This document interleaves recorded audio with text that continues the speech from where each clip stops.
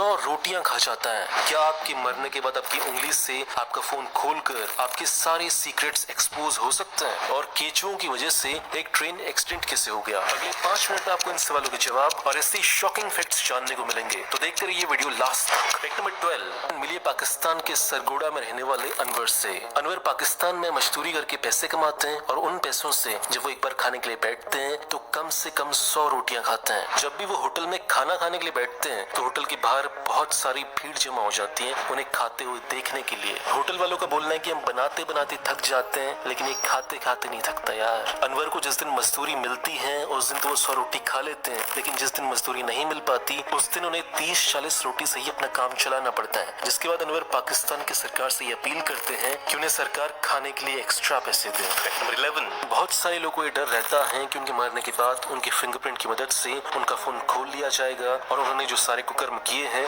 वो सारे बाहर आ जाएंगे, लेकिन ऐसा होता नहीं है। क्यों? क्योंकि आजकल की जिस टेक्नोलॉजी से फिंगरप्रिंट सेंसर्स बनाए जाते हैं वो ये पता लगा लेते हैं कि इंसान जिंदा है या मर गया। क्योंकि जैसे इंसान मरता है उसकी उंगलियां सिकुड़ने लगती हैं और उसके जो फिंगरप्रिंट है वो बिगड़ने लगता है। तो कुल मिलाकर आपको टेंशन लेने की जरूरत नहीं है। फैक्ट नंबर 10 बात है ऑस्ट्रेलिया की। वहाँ के रेलवे ट्रैक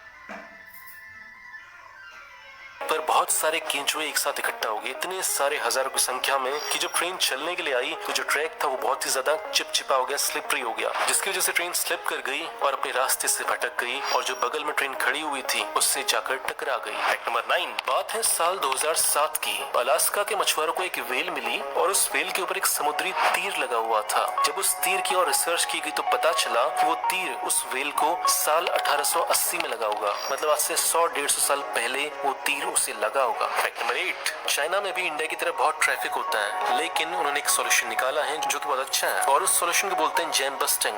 मतलब कभी आप अपनी कार के अंदर खतरनाक ट्रैफिक में फंस जाओ और आपको बहुत जल्दी है कहीं पहुंचने की और आपको ये भी बताएं कि ये जैम अगले 2-3 घंटे तक चलता रहेगा, तो ऐसे में आपको कुछ नहीं करना, बस एक कॉल करना है।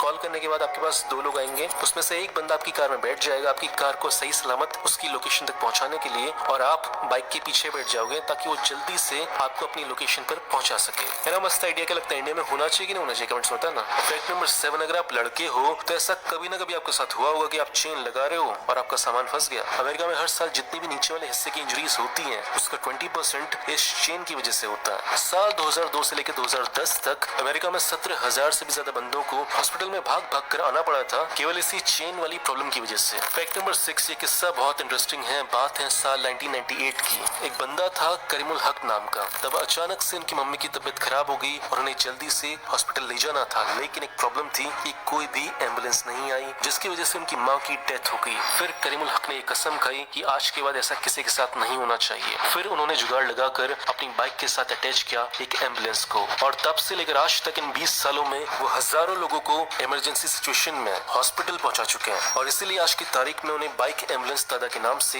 पूरे वेस्ट बंगाल में जाना जाता है। और उनके शानदार काम की वजह से सरकार ने उन्हें पद्मश्री अवार्ड भी दिया है। लेकिन सरकार को अभी भी शर्म नहीं आ रही है कि